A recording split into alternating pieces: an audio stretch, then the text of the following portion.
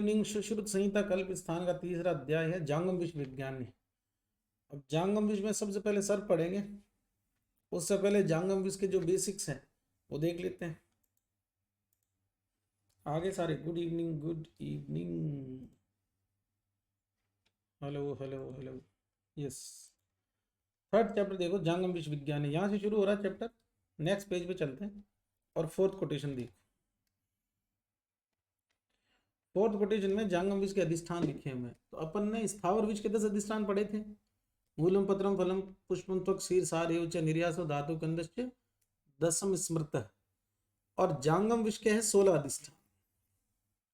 16 अधिष्ठान यहाँ लिखे हुए हैं। दृष्टि, निश्वास, दृष्टा, नख, मूत्र, पुरीश, शुक्र, लाला, आर्तव, मुख और संदंश, विसर्जित, तुंडास्थि, पित्त, शूक और शव। मतलब विषैले जानवरों से संबंधित ये चैप्टर है। और जितने भी जीव जंतु विषैले हैं उन सब के इन 16 भाग में पॉइजन होता है। अब कुछ जानवरों में इन 16 में से एक में, कुछ 16 में से 2 में, कुछ में 5 में, कुछ जानवरों के शरीर में 7 से 8 तक अधिष्ठान होते हैं जो विषैले होते हैं। तो उन सब की बात करते हैं।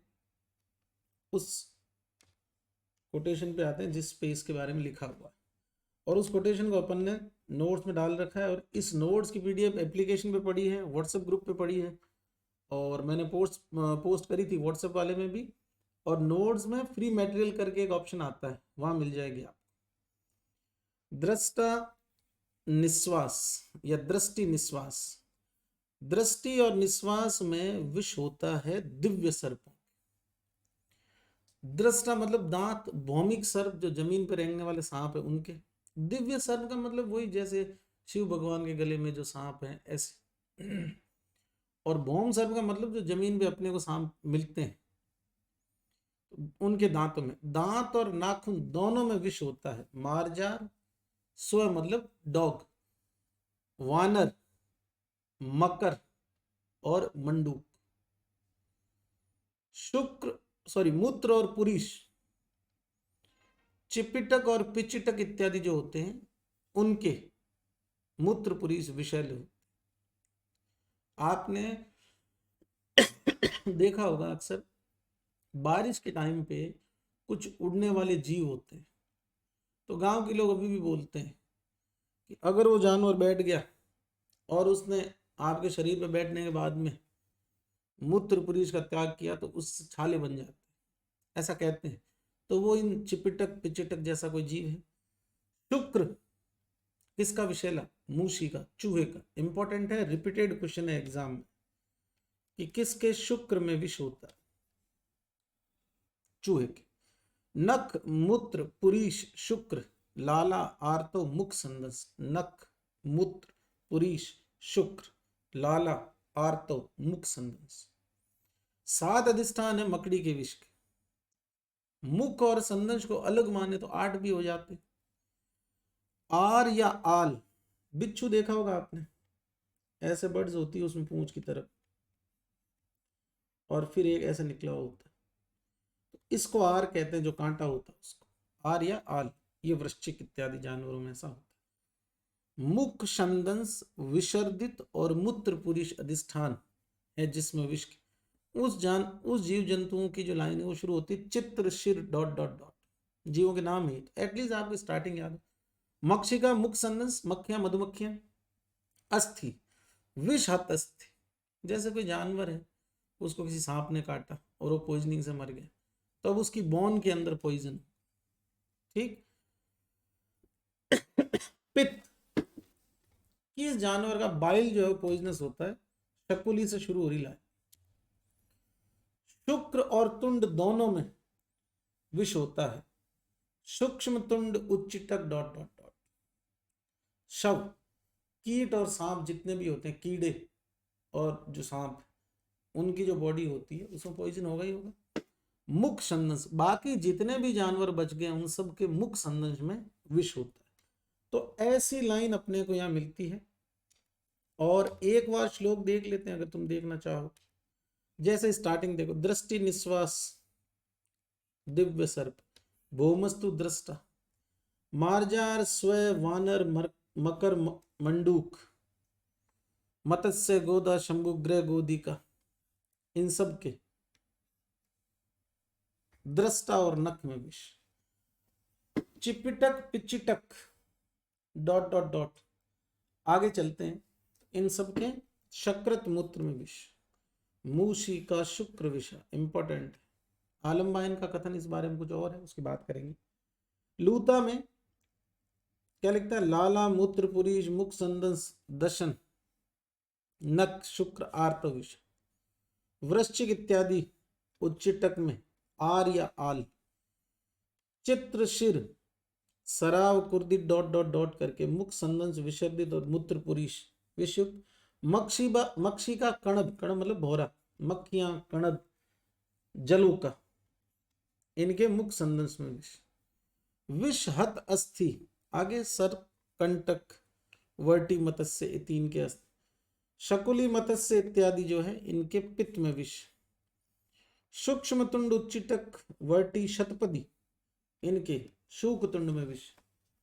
और कीट और सर्प की देह गता सब विषा, बाकी सब में मुख संदंश में विष होता है। तो ये जो जांगम विष के अधिष्ठान है वो विद एग्जाम्पल बता दिए गए। अब आगे बढ़ते हैं।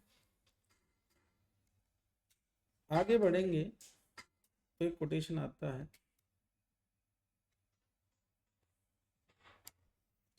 विष दूषित तृण आदि के ज्ञान की आवश्यकता। इसको छोड़ देना, एग्जाम आने लायक है नहीं। फिर दूषित विष के लक्षण है, तो ये आपके यूजी के पॉइंट ऑफ व्यू से अगर देखा जाए तो इसको पढ़ लेना थोड़ा बहुत, मतलब अखबार की तरह रीडिंग लगा लेना, बाकी बात समझ में आ जाएगी। फिर दूषित जल की चिकित्सा बता रखी। फिर उसके बाद में दूषित भूमि और उसकी चिकित्सा। फिर दूषित भोजन द्रव्य, लास्ट लिखा दूषित वायु की चिकित्सा। अब ये सब soil pollution, water pollution, air pollution, इनके संदर्भ में। तो जो स्वस्थ व्रत वाला पेपर है उसमें जब आप आयुर्वेदिक प्रोस्पेक्टिव से पढ़ते हैं पॉल्यूशन को, तो ये कोटेशन वहां काम आता है, क्योंकि विषाक्तता जो है वो प्रदूषण से संबंधित दूषित, ठीक है, विष दूषित वायु के लक्षण, तो वही धुआं ज्यादा है, कोई पॉइजनस गैस जो है उसका लीकेज हो गया है ना, जैसे भोपाल गैस त्रासदी, क्या होगा? खांसी जुकाम जैसा होना, मतलब इंद्रियों में जलन, है ना, और अपर रेस्पिरेटरी सिक्रेशन। इसकी चिकित्सा के लिए क्या बोल रहा है कि ये जो द्रव्य लाक्षा इत्यादि, इनका धुआं करना चाहिए, इनका धूपन करना चाहिए। कोई खास बात है नहीं वैसे ही। नेक्स्ट देखो, विष उत्पत्ति का इतिहास। जिस दिन अपनी क्लास स्टार्ट हुई थी मैंने आपको बोला था कि आचार्य चरक ने समुद्र मंथन से विष की उत्पत्ति बताई, जबकि सुश्रुत ने ब्रह्मा के क्रोध से विष की उत्पत्ति बताई। ठीक। केटब नाम का एक असुर था, दैत्य था, वो ब्रह्मा जी को परेशान कर रहा था, इसलिए ब्रह्मा जी के मुख से क्रोध रूप में, ब्रह्मांड तेज सो निदे क्रोधो, क्रोध रूप में विष की उत्पत्ति हुई थी। आगे लिखता है, विषाद जनत्वात् विषम इत्यभिधीयते, रेफरेंस सुश्रुत।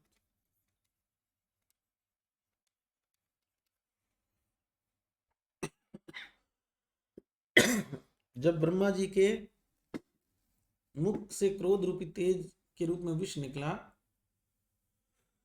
तो उससे वो राक्षस तो मरा, लेकिन ब्रह्मा का ये रूप देख के बाकी जितने भी लोग थे वो सब डर गए, टेंशन हो गई उनको, डिप्रेशन में चले गए, और इसीलिए इसको विषाद उत्पन्न करने के कारण विष बोला। नेक्स्ट, यह एक अपने नोट्स का पेज डला हुआ है, देख लेते हैं। विष की उत्पत्ति ब्रह्मा के क्रोध से, विष की निरुक्ति विषाद जनत्वात् विष इत्यभिधीयते, रेफरेंस। विष सर्वदोष प्रकोपक है, आगे आएगा। जैसे शुक्र पूरे शरीर में होता है और मैथुन के समय वो जो शुक्रवाई नलिकाएं हैं उनके थ्रू मूत्रवाही मार्ग से पुरुष के शरीर से बाहर निकलता है और मैथुन की क्रिया संपन्न होती है। वैसे ही विष संपूर्ण शरीर में रहता है सांप के, और जब वो क्रोधित होता है तो सेंट्रलाइज हो जाता है उसके दांतों की तरफ, और फिर सांप के ये कंट्रोल में होता है कि उसका मुंचन कब करना है विष का, तो दांतों से उसका मुंचन करता है जब वो काटता है। मंद कीट में उष्ण क्रिया निर्देशित है। मंद कीट जो होते हैं उनमें उष्ण क्रियाएं करनी चाहिए, बाकी सभी विषयों में शीतल क्रिया होनी चाहिए। अब थोड़ा सा ध्यान देना इस पे, नोट डालो आप एक ऊपर किताब में, लिखो सुश्रुत के अनुसार, सुश्रुत के अनुसार सभी प्रकार के विष की चिकित्सा, सभी प्रकार के विष की चिकित्सा शीतल जल, सभी प्रकार के विष की चिकित्सा शीतल जल,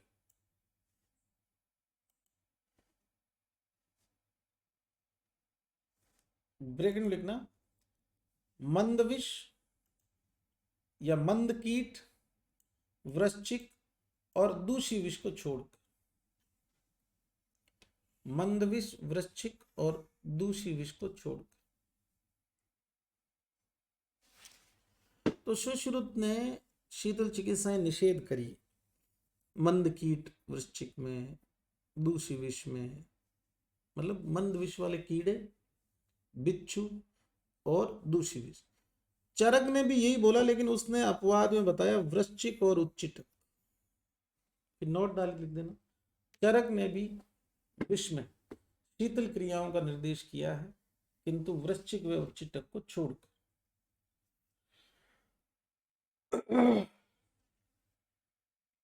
सुश्रुत मंद कीट, वृश्चिक, दूषी विष में शीतल क्रियाओं नहीं करवाने का बोलता है, बाकी सभी विषयों में शीतल क्रिया, और चरक वृश्चिक व उच्चिटक में शीतल क्रिया नहीं करनी चाहिए, बाकी सभी विषयों में शीतल क्रिया करनी चाहिए, ऐसा बोलते। चलिए, दर्विकर सर्वाधिक तीक्ष्ण वीर्यवान सर्प। अब जैसे आपने पढ़ा था ना कि स्थावर विषयों में सबसे उग्र वीर्य वाले विष हैं कंद विष, वैसे ही जांगम विषयों में सबसे उग्र वीर्य वाला विष है दर्विकर सांप। तो दर्विकर जो है वो नाजा नाजा है, किंग कोबरा है, मतलब प्राण घातक। या फिर आपने एक सर्प का नाम सुना होगा, अफ्रीकन मांबा बोलते हैं उसको। तो दर्विकर उसी कैटेगरी का सांप है, उसी तरह की कैटेगरी है सांपों की, उसमें सांप तो बहुत सारे। तो दर्विकर सर्वाधिक तीक्ष्ण और वीर्यवान, उष्ण काल में विष दुगनी शक्ति युक्त हो जाता है। चरक ने कहा था विष सर्वाधिक वीर्यवान वर्षा ऋतु में होता है। आगे चाहो तो नोट डाल के लिख देना, चरक अनुसार विष सर्वाधिक हीन वीर्य शरद ऋतु। कारण क्या, विष सर्वाधिक हीन वीर्य शरद ऋतु में, क्या कारण हो सकता है इसका, क्या कारण है कि चरक बोलते हैं वर्षा के अंदर तो उसके वीर्य बढ़ने का कारण है कि जल ही विष की योनि है और वर्षा में क्लेद बढ़ता है। ऐप वाले बोल नहीं रहे, यस, अगस्त तारा उदय होने के कारण चरक ने बोला शरद ऋतु में विष जो है वो सर्वाधिक हीन वीर्य होता है। अगस्त तारा उदय होने से ही तो वर्षा का जल डिटॉक्सिफाई होके और शरद ऋतु में अमृत के समान हो रहा था। पान अफगान सब के लिए, राजा के लिए जो है श्रेष्ठ। ठीक है, चलो भाई आगे बढ़ते हैं। क्या लिखा है इसमें, अजीर्ण, पित्त रोगी, बालक, वृद्ध, गर्भिणी, प्रमेही, दुर्दिन में विष की शक्ति बढ़ जाती। तो दुर्दिन वर्षा ऋतु ही है, बादल ज्यादा हो, है ना, तो वर्षा ऋतु में सर्वाधिक वीर्यवान। और इन रोगियों के साथ प्रॉब्लम क्या है, वात और पित्त वाले रोगी हैं ज्यादातर, अजीर्ण का, पैतृक रोगों का, बालक, वृद्ध, क्षीण, गर्भिणी, ये सब दुर्बल, प्रमेही, दुर्दिन। ठीक है, चलिए अभी चैप्टर करते हैं आगे कंटिन्यू। जो अपने चीजें पढ़ी है वो सब इसी में। चरक वाली विमर्श में दी हुई है कि वहाँ एक कथा दी हुई है, अमृतार्थे समुद्रे तु मत्स्य माने सुरा असुरे यज्ञ प्राप्त अमृतो उत्पत्ति पुरुषो घोर दर्शनम दीप्त तेजा चतुर्दष्टो हरित केशो अनलेक्षणम। ये विश्व स्वरूप बताया चरक। जगद विष्णुत्वात् तम दृष्ट्वा ते नसो विस्मय। चरक ने कहा कि संपूर्ण जगत इसकी विषाक्तता से परेशान हो गया था, विषादित हो गया था, इसलिए इसको विष का। एक सेकंड देना मुझे, बस एक सेकंड।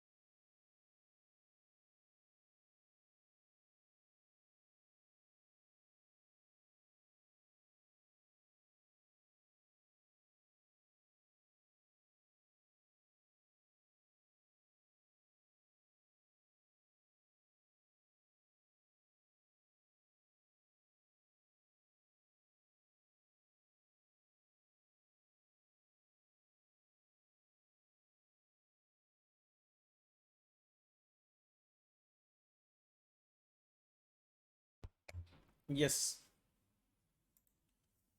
तो चरक ने विष की उत्पत्ति में समुद्र मंथन वाली कथा बताई। सुश्रुत ने ब्रह्मा का क्रोध रूपी तेज है वो कारण बोला। अब आगे बढ़ते हैं, आगे बढ़ते हैं तो 25 नंबर का कोटेशन आता है कि विष सर्व दोष प्रकोप। एग्जाम में प्रश्न आता है, विष से होता है विशेष रूप से वात प्रकोप, विशेष रूप से पित्त प्रकोप, कप प्रकोप, सर्वदोष प्रकोप। सर्वदोष प्रकोप सर्वमेव तो गेयम विषम सर्वमेव तो गेयम सर्वदोष प्रकोप। ठीक है, चलिए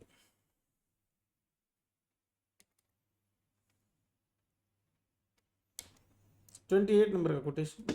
और ये विमर्श में चरक की जो लाइन थी ना, विष की कारमुकता, कि भाई विष के गुणों के आधार पर कौन कौन सा, तो रुक्षता से अपन ने देखा था वात प्रकोप, रुक्ष का विष का रुक्ष गुण वात प्रकोपक, अशैत्य पित्त प्रकोपक, फिर शैत्य ओ सॉरी सूक्ष्म रक्त प्रकोपक, अव्यक्त रस कप प्रकोपक, वो सारा लिख रखा। नेक्स्ट देखो आगे क्वेश्चन।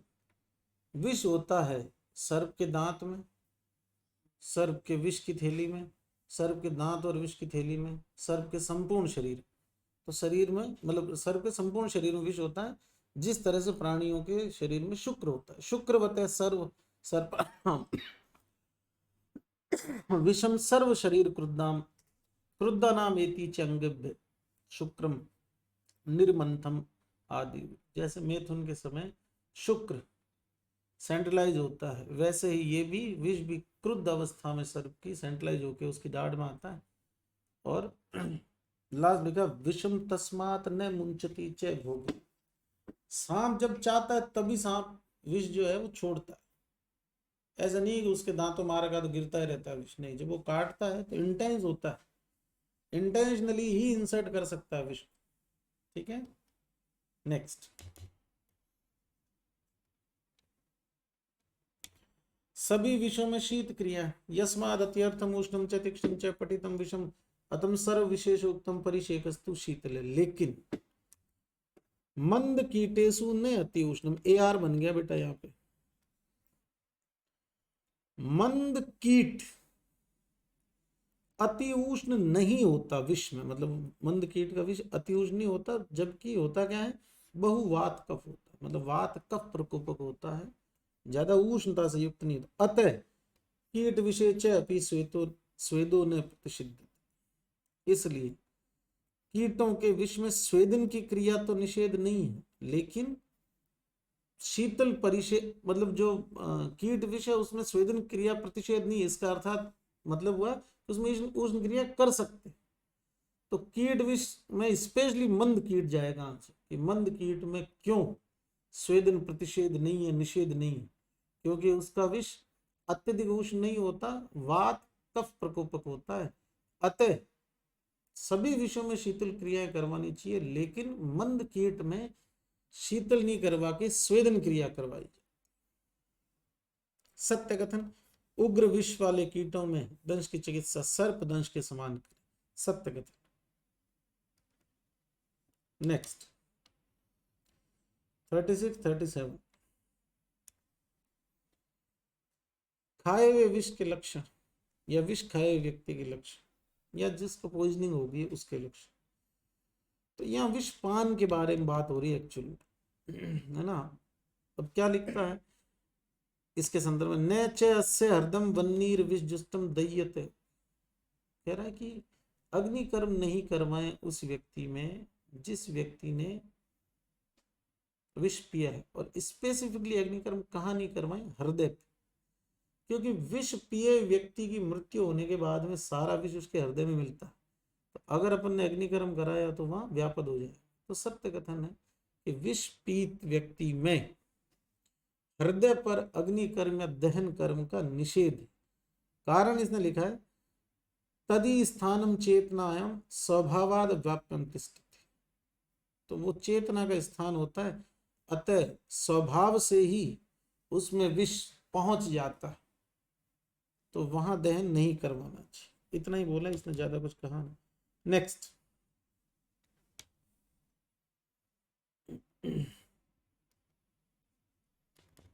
39 नंबर का कोटेशन, सबसे खराब दर्वीकर ऐसे बोल रहा है, दर्वीकराणाम विषाणाम आशु घाती सर्वाणी च उसने द्विगुणी भूत। दर्वीकर सबसे खतरनाक है और सभी विष उष्ण काल में दुगनी शक्ति के साथ में बढ़ते हैं। इसके अलावा अजीर्ण का रोगी, पित्त आतप पीड़ित, बालक, प्रमेही, गर्भिणी, वृद्ध, आतुर, क्षीण, बुभुक्षित मतलब भूखा, रुक्ष शरीर वाला, भीरू और दुर्दिन में विष और बढ़ता है। इसी के साथ में बेसिक इंट्रोडक्शन टू जांगम विष वाला जो चैप्टर था वो एंड होता है। अब जांगम विष का सबसे इंपॉर्टेंट पॉइंट जो है या जो मेजर पोर्शन है वो है सर्पदंश, वो अपन पढ़ेंगे।